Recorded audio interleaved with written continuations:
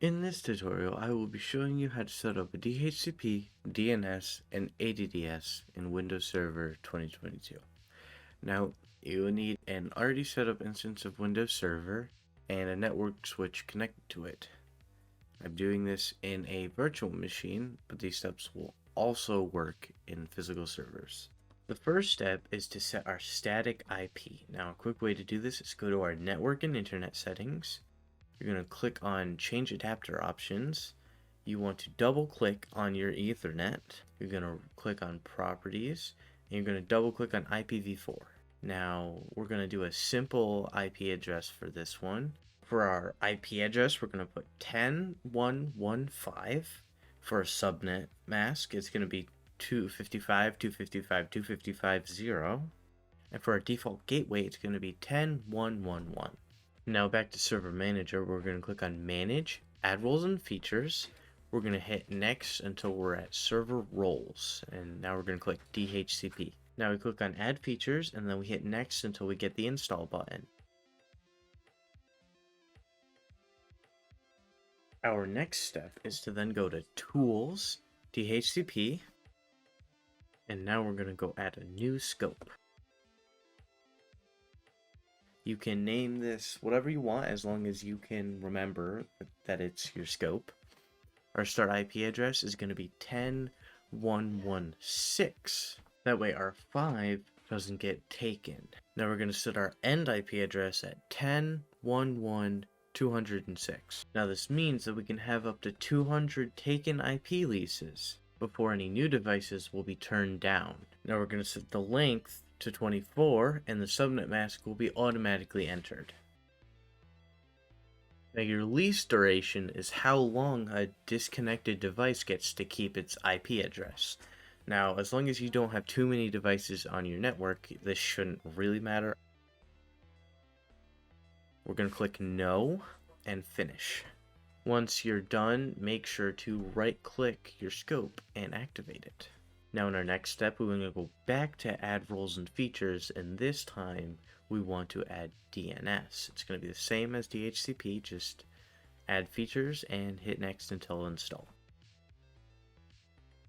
And now back to that DHCP menu we were in, we're going to go into Scope Options, and we're going to go into Configure Options and add DNS Server. Now we're going to put the IP address that was our static IP, so in this case 10.1.1.5. Now you will get an error, but for what we're doing, it doesn't matter. You can just say yes, and now we hit apply and okay. Alright, so for our last time, we go back to Add Roles and Features. This time we're going to click on Active Directory Domain Services. Now again, add features, and then next, install. Now for this one, make sure you don't close out the second it's done. You want to click on this button right here. We want to add a forest. Now this is where you add the URL to your server, basically. So now it can really be whatever you want, because this is your own server and it won't be accessing the wide web, so it won't interfere with anything. Now we just need to add a password. And now we're just going to hit Next on all the other options until we get to install. Now at this point, it's going to restart and boot you into your new Active Directory domain.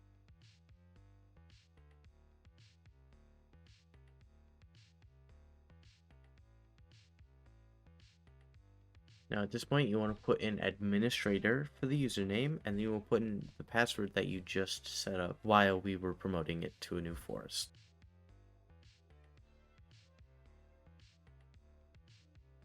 Last thing you need to do is you want to go back into your DHCP one last time, and you want to make sure your server is authorized.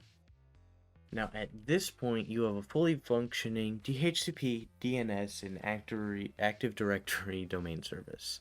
At this point, you can do whatever else you want to do with your server, but one common thing you might want to do is make your own admin and user roles.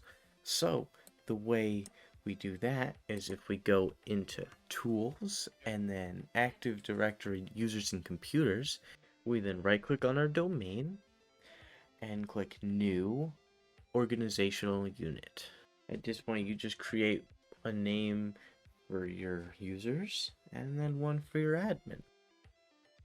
Now to actually add people to these organizational units, you want to click this button right here. You can just fill in their names, give them a user login, add a password, and then you now have an account on your domain. And now to demonstrate what we have just done, I've gone onto a client PC and I'm going to go to Access Worker School and Settings. I'm going to click Connect. Now once it loads, I'm going to click on Local Active Directory Domain.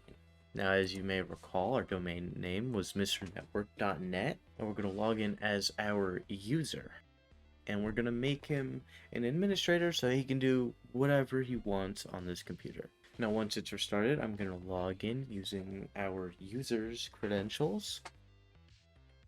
And now I'm going to go make sure that I have successfully joined the domain. And look at it, it's right there. I am connected to Mr. Network Active Directory domain.